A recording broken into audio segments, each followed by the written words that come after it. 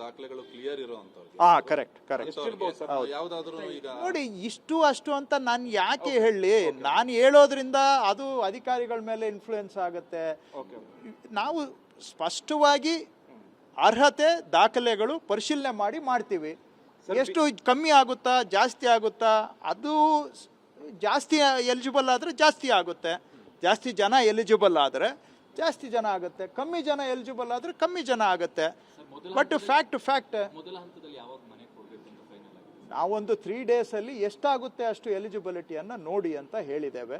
But ಎಲ್ಲೂ ಕೂಡ ಯಾವುದೇ ನೀವು ಏನೇನು ಸರ್ಕಾರದ ಮಾರ್ಗಸೂಚಿಗಳು ಇದ್ದಾವೆ ಮತ್ತು ಮಾನದಂಡಗಳಿದ್ದಾವೆ, ಅವುಗಳಲ್ಲಿ ಒಂದೂ ಕೂಡ ಕಿಂಚಿತ್ತೂ ಸಡಿಲ ಮಾಡುವ ಪ್ರಶ್ನೆ ಇಲ್ಲ. ಅಲ್ಲಿ ಚಾಲ್ತಿಯಲ್ಲಿರ್ತಕ್ಕಂಥ ಮಾನದಂಡ ಮತ್ತು ಮಾರ್ಗಸೂಚಿ 100ಕ್ಕೆ 100 ಕೂಡ ಅದನ್ನು ನೀವು ಸ್ಯಾಟಿಸ್ಫೈ ಮಾಡಿಕೊಂಡು ಅರ್ಹತಾ ಪಟ್ಟಿಯನ್ನು ಮಾಡಿ. ಇದನ್ನು ಮಾಡಬೇಕು ಅಂದರೆ ಸಮಯ ಆಗುತ್ತೆ, ಹೌದು ಆಗುತ್ತೆ. ಹಾಗಂತೇಳಿ ಯಾವುದು ಗೈಡ್ಲೈನ್ಸನ್ನು ನಾವು ಬೈಪಾಸ್ ಮಾಡೋಕ್ಕೂ ತಯಾರಿಲ್ಲ. ಸೊ ಎಲ್ಲರಿಗೂ ಈ ಮಾನದಂಡವನ್ನು ಅಪ್ಲೈ ಮಾಡಿ ಎಲಿಜಿಬಿಲಿಟಿಯನ್ನು ನೋಡಬೇಕಾದ್ರೆ ಸಮಯ ಬೇಕಾಗುತ್ತೆ. ಅಂದರೆ ಹಂಗಾದ್ರೆ ಸ್ಟೆಪ್ ಬೈ ಸ್ಟೆಪ್ ಮಾಡಿ ಅಂತ ಹೇಳಿದ್ದೀವಿ ಅಷ್ಟೇ. ಬಾಂಗ್ಲಾ ನುಸುಳುಕೋರಿದ್ದಾರೆ ಅಂತ ಹೇಳ್ತಿದ್ದಾರೆ. ಇದು ಫಸ್ಟ್ ಯಾರು ಅರ್ಹರಿದ್ದಾರೆ ಅವರು ವೆರಿಫಿಕೇಶನ್ ಆಗಲಿ, 1 by 1 ಸಾಲ್ವ್ ಮಾಡೋಣ. ಸರ್, ಬಾಂಗ್ಲಾ ನುಸುಳುಕೋರರು ಇದ್ದಾರೆ ಅಂತ ಹೇಳ್ತಾ ಇದ್ದಾರೆ ಬಿಜೆಪಿ ಅವರು.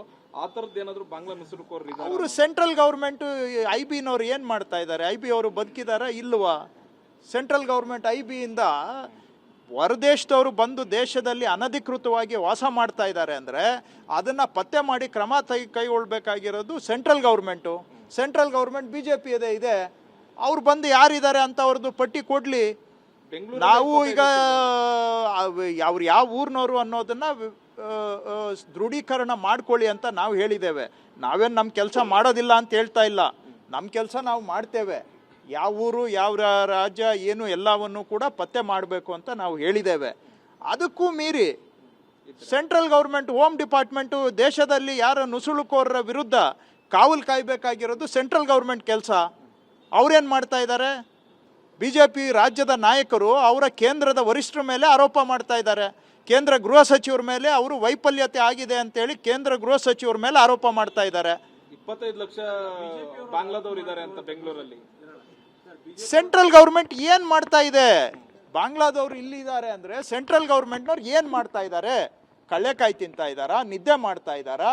ಅವ್ರನ್ನ ಹುಡುಕಿ ಅವ್ರ ಮೇಲೆ ಕಾನೂನು ಪ್ರಕಾರ, ಕೇಂದ್ರ ಸರ್ಕಾರ ಮಾಡಿರುವ ಕಾನೂನು ಪ್ರಕಾರ ಆಕ್ಷನ್ ತಗೊಳ್ಳೋದಕ್ಕೆ ಯಾರು ಅಡ್ಡ ಇದ್ದಾರೆ?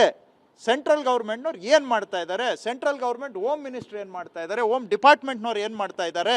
ಬಹುಶಃ BJP ಅವರು ರಾಜ್ಯದ ನಾಯಕರು ಹೇಳ್ತಾ ಇರೋದು central government home department failure ಆಗಿದೆ ಅಂತ ಅವರು ಹೇಳ್ತಾ ಇದ್ದಾರೆ ಅಂತ ನಾನು ಅರ್ಥೈಸಬೇಕಾಗತ್ತೆ.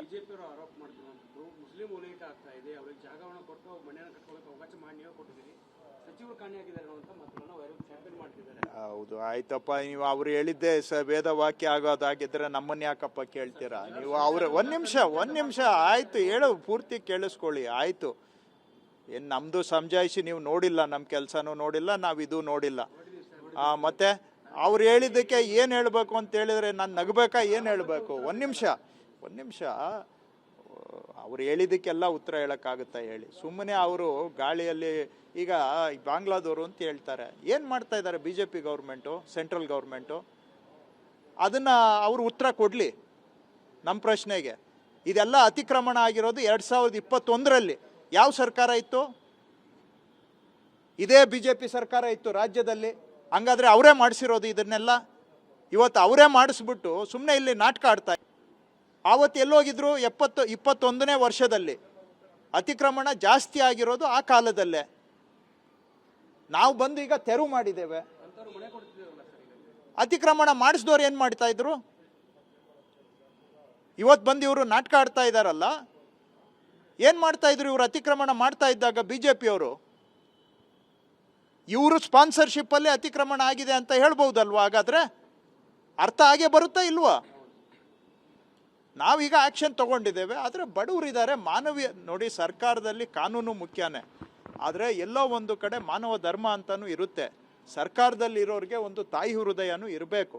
ಬಡವರಿಗೆ, ಅವರು ಎಲಿಜಿಬಲ್ ಇರೋ ಅಂಥವರಿಗೆ ಪರ್ಯಾಯ ವ್ಯವಸ್ಥೆ ಮಾಡಿಕೊಡುವಂಥದ್ದು ಅಷ್ಟೇ ನಾವು ಮಾಡ್ತಾ ಇದ್ದೇವೆ. ಇದು ಮಾನವ ಧರ್ಮ. ಅದರಲ್ಲಿ ಎಲ್ಲ ಜಾತಿಯವರು ಇದ್ದಾರೆ, ಎಲ್ಲ ಧರ್ಮದವರು ಇದ್ದಾರೆ.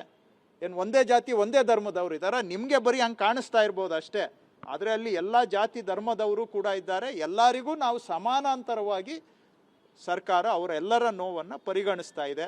ಅರ್ಹತೆ ಆಧಾರದ ಮೇಲೆ ಅವ್ರಿಗೇನೇ ಪರಿಹಾರ ಕೊಡಬೇಕಾದ್ರೂ, ಪರ್ಯಾಯ ವ್ಯವಸ್ಥೆ ಮಾಡಬೇಕಾದ್ರೂ ಕೂಡ ಅರ್ಹತೆಯನ್ನು ಖಾತ್ರಿಪಡಿಸ್ಕೊಂಡು ಧರ್ಮ ರಹಿತವಾಗಿ, ಧರ್ಮಾತೀತವಾಗಿ ಎಲ್ಲರಿಗೂ ಕೂಡ ಒಂದೇ ನ್ಯಾಯವನ್ನು ನಾವು ಕೊಡುವಂಥ ಕೆಲಸ ಮಾಡ್ತಾ ಇದ್ದೇವೆ.